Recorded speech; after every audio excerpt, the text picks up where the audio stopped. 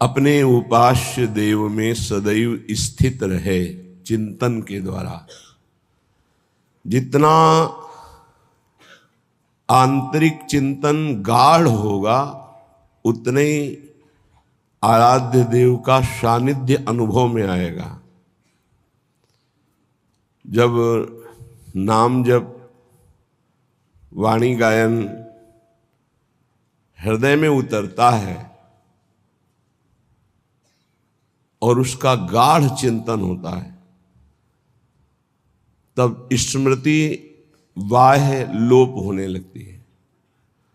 शरीर शासन से रहित हो जाता है, अर्थात शिथिल। कोई भान नहीं, कौन हूं, कहां हूं, क्या कर रहा हूं, कोई भान नहीं।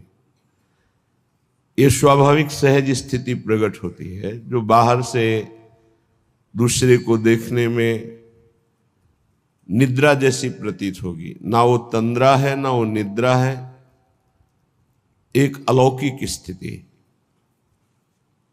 स्वाभाविक गाढ़ चिंतन हो रहा है, मैं चिंतन कर रहा हूं, ऐसी भी स्थिति नहीं है। मैं डूब रहा हूं, ऐसी स्मृति भी नहीं है। मैं हूं, ऐसी सत्ता भी नहीं रह गई। केवल चिंतन ही चिंतन। जब कृपा होती है तो उपासक इस बात में स्थित हो जाता है, उसका गाढ़ चिंतन चलता रहता है, उठते बैठते चलते फिरते हर समय। तब वो देख पाता है प्रभु की रूप माधुरी, दिव्य लीला। स्वाभाविक सहज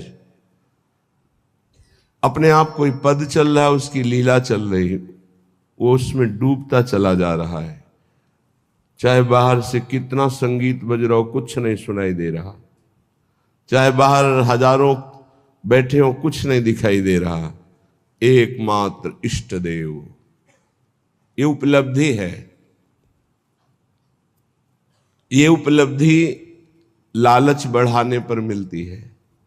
जब लालच बढ़े इस बात का कि कब मैं, जैसे भोरी सखी कह रही, मैं सठ हूं, पर वैसे आप दयालु हो, पर मेरे प्रति निष्ठुरता क्यों कर रही हो?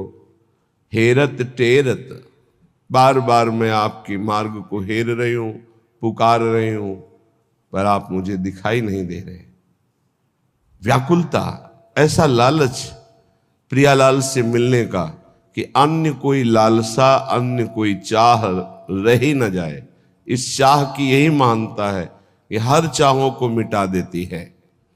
श्रीपाद प्रबोधानंद जी कह रहे हैं, वृंदावन में तो बहुत जल्दी ये लाभ प्राप्त हो जाता है, क्योंकि ये सिद्ध प्रेम भूमि है। जिसका थोड़ा भी उपासना में अपनापन हो रहा है, वो बहुत जल्दी यहां लाभ प्राप्त कर सकता है। बहुत महामहिम भूमि है। परम पद की प्राप्ति देवर्षि नारद जी की प्रेरणा से ध्रुव जी को मथुरा में हुई, क्योंकि मथुरा नित्य कृष्ण को बास, निस्दिन श्याम न छाड़त पास, तासु सकल लीला कही। निरंतर श्री हरि की उपस्थिति पाई गई है मथुरा में। ये मथुरा बहुत बड़ा पावन स्थान है। अटल पदवी की चाह होने के कारण मधुपुरी तक उनका प्रवेश हुआ, पर ब्रज में एक कदम भी नहीं रख पाए ध्रुव जी, क्योंकि ध्रुव जी के हृदय में चाह है अटल पदवी की, और ये देश चाह रहित महापुरुषों का है। किसी भी लोकांतर की कोई भी सुख की चाह नहीं, तब प्रिया प्रीतम से मिलने की छटपटाहट हृदय में होती है। तो ध्रुव जी के हृदय में प्रिया प्रीतम की मिलने की चाह तो थी नहीं, अटल पदवी की चाह थी। तो अटल पदवी प्राप्त कराने के लिए तो मथुरा ही समर्थ है। मधुपुरी में 6 महीने साधन किया और अटल पदवी प्राप्त कर ली। भगवत साक्षात्कार हुआ चतुर्भुज भगवान नारायण का, और नारायण की कृपा से आज भी वो अटल पदवी में विराजमान है। लेकिन ये श्रीधाम वृंदावन, ये तो प्रेम भूमि है। उद्धव जी को कोई साधना नहीं करनी पड़ी, गोपियों की चरण धूलि का स्पर्श होते ही सारा ज्ञान ढक गया और प्रेम का प्रकाश हो गया। ये वो भूमि है जो बहुत जल्दी लाभ दे। श्रीपाद कह रहे बस देहेस्मिन्नति कुत्सिते त्यज वृथाध्यासं यतः संस्मृतिर् घोरा चिन्तय चिदघनं निज वपुः सर्वञ्च वृन्दावने घोराः सन्तु विपत्तिकोटय इह त्वां याहि नो विक्रिया मारब्धक्षय मावसै तदथ तन्नाथौ सदा खेलय। तुम्हारी भगवत प्राप्ति में सबसे बड़ी बाधा है शरीर राग है। देहस्मिन अति कुत्सिते, बहुत गंदा है शरीर, बहुत गंदा। अगर ये चिकनी चमड़ी ना हो तो इसे कोई देखेगा नहीं, बहुत गंदा है। जिधर देखो गंदगी ही गंदगी इसमें है। कभी पेट नहीं भरा, खाते खाते जीवन हो गया, देखते देखते आंखें कमजोर हो गई, चश्मा लगाने लगे, फिर भी देखना, फिर भी सुनना, सूंघना, भोगते भोगते मरणासन स्थिति आई, फिर भी भोगना। क्या ये नाटक है? भूत के लड्डू, ना खाए तो तरसे, अगर खाए तो मरे, क्योंकि इसमें कुछ है ही नहीं। पर बहुत विचित्र है, ना खाए तो तरसे। सौभाग्य मनाते हैं कि उनको, जिनको ये भ्रम नष्ट हो गया है कि भोगों में सुख नहीं है। अहो भाग्य। देहस्मिन् नति कुत्सिते त्यज वृथाध्यासम यथा संस्मृति। इस संसार के बंधन का मुख्य कारण कुत्सित शरीर में, देह भाव में मैंपन हो जाना है। ये वृथा झूठा अध्यास है, तुम हम शरीर नहीं हो। यदि तुम गुरुदेव की उपासना के द्वारा प्रवीण हुए विवेक रूपी अस्त्र से इसको काट पाओ तो कह रहे इसी समय तुम चिदघन स्वरूप में स्थित हो जाओ वृंदावन की कृपा से। घोरा चिंतय चिदघनम निज बपु सर्वंच वृंदावने। जैसे आप शरीर में स्थित बाह्य दृश्य देख रहे हैं, ऐसी स्थिति होती है। चेतना लुप्त, बाह्य दशा खत्म, आंख खुली हुई है, वो अपने स्वरूप में स्थित है। बाह्य कोई भी दृश्य नहीं समझ में आ रहा, मैं कौन हूं, कहां हूं, बुद्धि निर्णय ही नहीं कर पा रही। वो तदात्म भाव को प्राप्त होते, जैसे कोई ये डूबा डूबा डूबा गया, वो गया।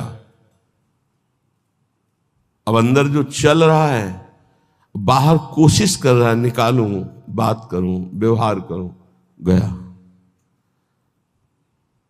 अपने चिदानंद स्वरूप में अहम स्थित हो गया है। किशोरी मात्मानम किम सुकुमारी मुकले। ये बिना थोड़ा भाव आए ये बात समझ में नहीं। ये समझ के परे की बात, आश्चर्य की बात, आश्चर्य की बात, सर्वाश्चर्य की बात, ऐसा कभी नहीं हुआ। पद्मासन लगाकर बैठे हैं, प्रयास किया है, 2, 3, 4 घंटे आसन पर बैठे, शून्याकार स्थिति पर चेतना रही है। मैं पद्मासन में बैठा हूं, ऐसी चेतना रही है। ये शरीर पद्मासन में है, मैं चिंतन कर रहा हूं, ये चेतना रही।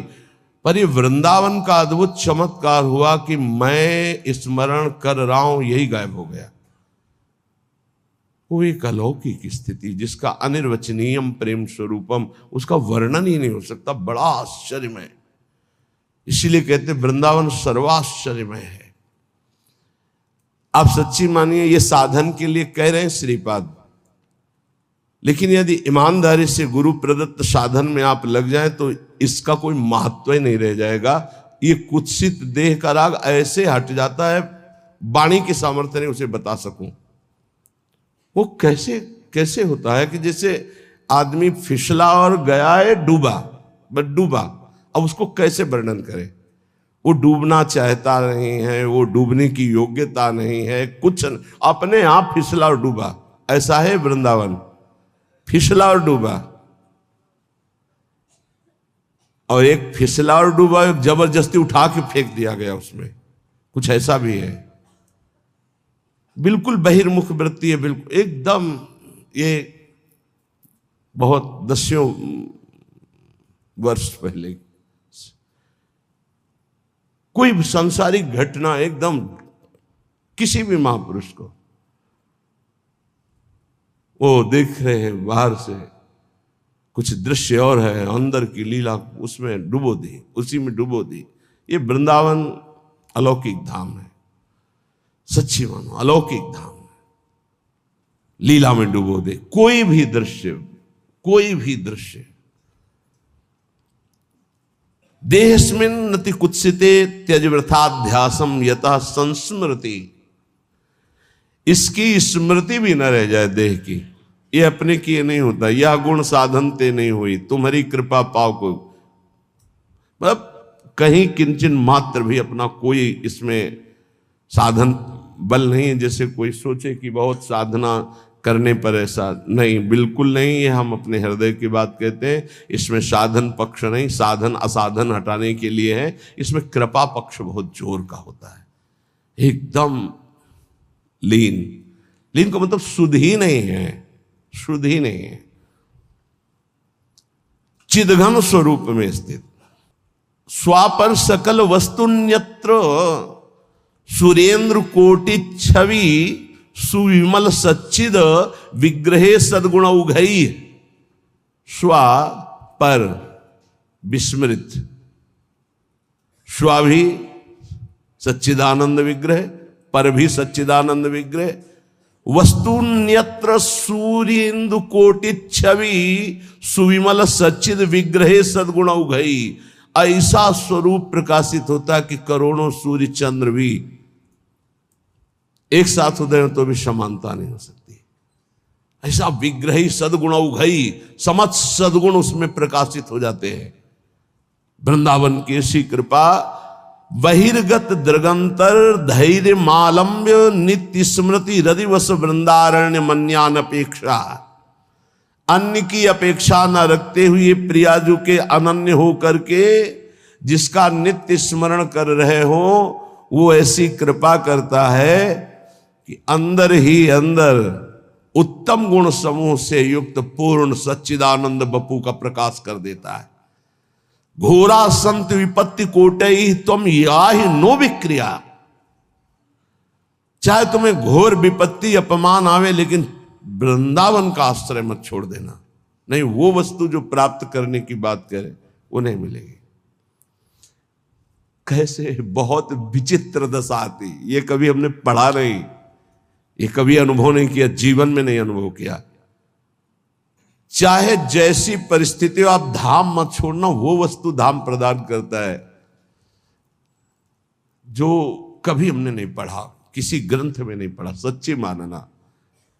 होगा कोई संकेत, ऐसा हम नहीं कहते कि नहीं लिखा, होगा कोई संकेत, पर कहा है आओ समाधि भीतर, आप हुआ। लेकिन यहां देखा कि समाधि भीतर आओ नहीं, उठा के फेंक दिया गया है। ये कभी भी हो सकता, कभी भी चलते चलते हो सकता है, पढ़ते पढ़ते हो सकता है, बैठे बैठे हो सकता है, प्रसाद पाते पाते हो सकता है। खत्म प्रसाद की वृत्ति, पाने की वृत्ति खत्म, पाने वाला खत्म। घंटों पूज्य भाई जी महाराज या माता जी राधा बाबा को घंटों, बाबा मुख में कवर चबाओ इसको, बाबा इसको लील जाओ, बाबा मुंह खोलो। घंटों लगते प्रसाद पवाने में, शुद्ध ही नहीं, बाह्य शुद्ध ही नहीं। राधा नाम सुना, कदम लड़खड़ा गए, गर्मी का समय, छत एकदम गर्म है, घंटों हो गए उसी स्थिति में खड़े। भाई जी ने कहा राधा बाबा कहाँ है? पता नहीं, खोज हुई, अरे ऊपर की खिड़की, शायद छत में गए, वहां सामने कीर्तन चल रहा था, अश्रु चल रहे, बाबा खड़े। शरीर की शुद्ध नहीं, भाई जी और माता जी दोनों उनको उठाकर समेट कर घर। दशा वृंदावन, वृंदावन का आश्रय है गीता वाटिका में रह रहे, आश्रय वृंदावन का, स्थिति वृंदावन की। यहां कोटि कोटि विपत्तियां आ जाएं, कोटि कोटि विकार आ जाएं, तो भी विचलित मत होना। बहुत ही हिम्मत की बात है। कल आपको ध्यान होगा श्रीपाद कह रहे थे, यदि हमसे लव मात्र के समय भी भजन न बने तो भी मैं वृंदावन नहीं छोड़ूंगा। लव मात्र का भजन बिल्कुल न बने तो भी। बाहर मैं वैभव संपन्न होकर नहीं, यहां दरिद्र बनकर भिखमंगा बनकर जीवन काटूंगा।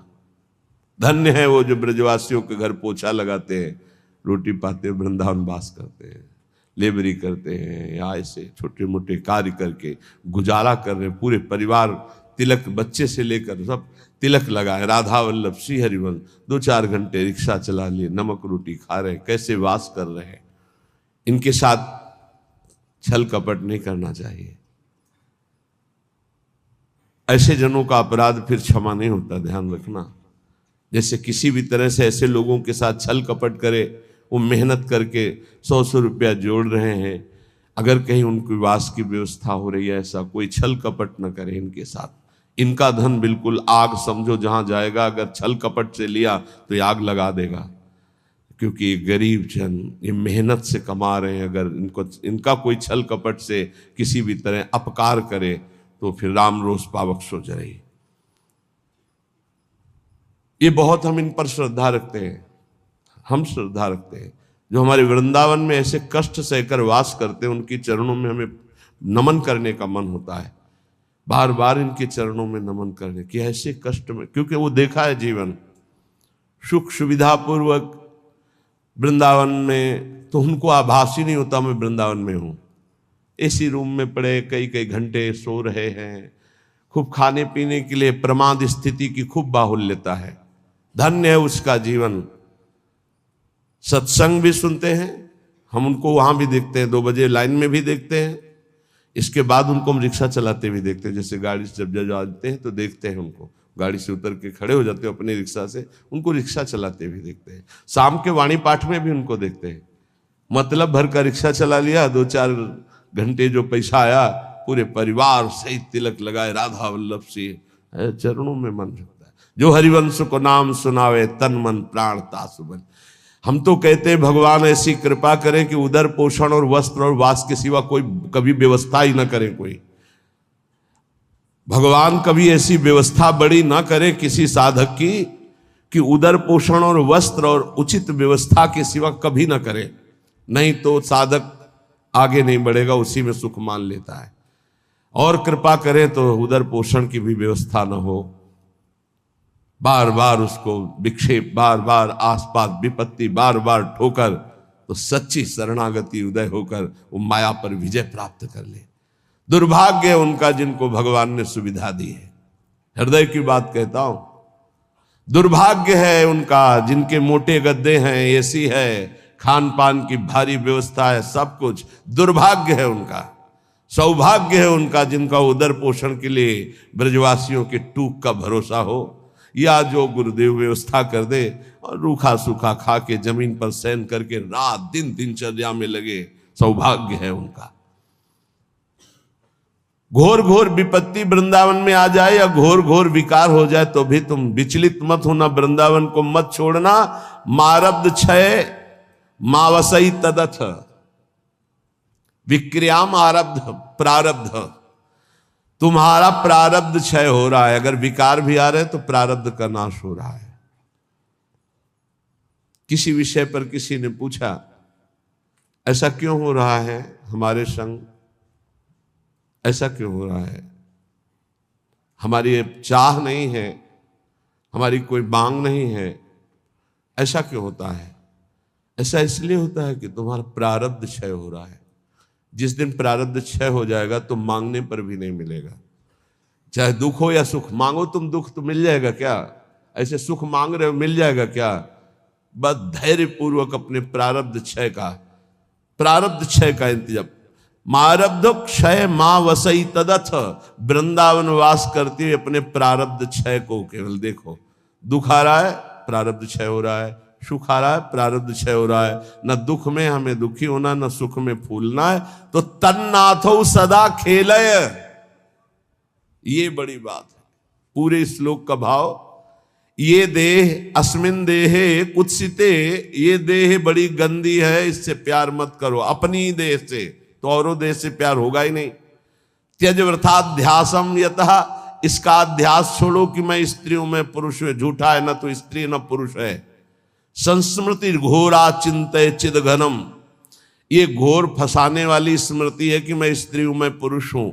तू चिद घनम, तू चिदानंद स्वरूप है, निज बपु तेरा सहचरी रूप है। सर्वंच वृंदावने, ये संपूर्ण वृंदावन में महाप्रेम रस का रसास्वादन कराने वाला निज बपु तेरा सहचरी स्वरूप है। इसलिए इस स्वरूप की प्राप्ति के लिए घोरा संत विपत्ति कोटे ही तुम याहिनो विक्रिया मारब्ध क्षय मावसई तद तन्नाथो सदा खेल है।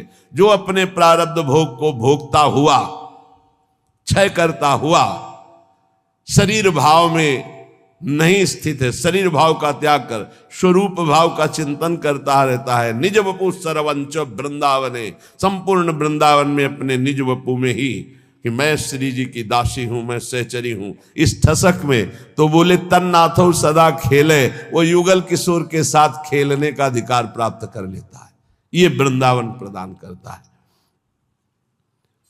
दिव्य स्वर्ण सुनील रत्न सुभगम लीला सनालारुणाम, भोजो श्री मुरलीधरम प्रथुल सद्वेणी सुहारोज्वलम, संबीतोज्वल शोण पीत वसनम कंदर्प लीलामयम, श्री वृंदावन कुंज एव किमपि ज्योतिर्द्वयम सेव्यताम। उस उपासक को दिखाई देता है एक अनिर्वचनीय ज्योतिर्मय जोड़ी, दिव्य स्वर्ण सुनील रत्न सुभगम, एक दिव्य स्वर्णिम कांति शिव प्रियाजू और सुनील रत्न सुभगम, एक सुंदर इंद्रनीलमणि अद्भुत श्यामाभा सनालारुणाम भोज, उनके अरुण अरुण अधर, अरुण अरुण कर कमल, अरुण अरुण चरण कमल, अरुण अरुण नेत्र कमल, कैसे सुंदर। वो एक दूसरे के बाहु पर बाहु डाले हुए, श्री मुरलीधरम, अधरों में श्री लालजू मुरलीधर के, एक कर कमल प्रियाजू के, एक प्रियाजू का लालजू के, और दोनों एक कर कमल मुरली में लालजू का और एक कर कमल प्रियाजू, और दोनों मुरलीधरम, दोनों के अधरों में एक ही मुरली विराजमान और दोनों मुरली वादन कर रहे। एक के सिर पर मोर का मुकुट, एक चंद्रिका धारण किए हुए, एक पीतांबर परिधान और एक उज्जवल रक्त वर्णा चुनरी, अरुण वर्ण की चुनरी धारण किए हुए। ऐसे श्री युगल सरकार का साक्षात्कार उस उपासक को होता है जो ऊपर चर्चा हुई। राधा कृष्णो परम कुतुकाद्य लता पादपानाम, चित्वा पुष्पादिक मुरविधम श्लाघमानो जुषाते। कभी कभी कौतुक श्री प्रिया प्रीतम लताओं से कहते झुक जा, मुझे पुष्प लेना, वो डाल झुक जाती है। ये चिदानंद लताएं हैं, प्रिया प्रीतम पुष्प चयन करते, प्रिया प्रीतम, और एक दूसरे के ऊपर पुष्प डालकर ऐसे खेलते हैं। ऐसी शोभा हो रही है, दिव्य दिव्य पुष्प चयन करके पीतांबर में अरुण वर्ण की चुनरी में एक दूसरे के ऊपर पुष्प, नव किशोरी नव किशोर। और कभी कभी स्नानाद्यम यत् सरति कुरुता खेल, तो कभी सरोवर में, मान सरोवर में, कभी राधा कुंड में स्नान करके खेल रहे। मत माननी प्रियाजू लालजू समस्त सहचरियां जल क्रीड़ा कर रहे हैं। कभी कभी लालजू को घेर कर सब सखियां अंजलि से जल वर्षा करती।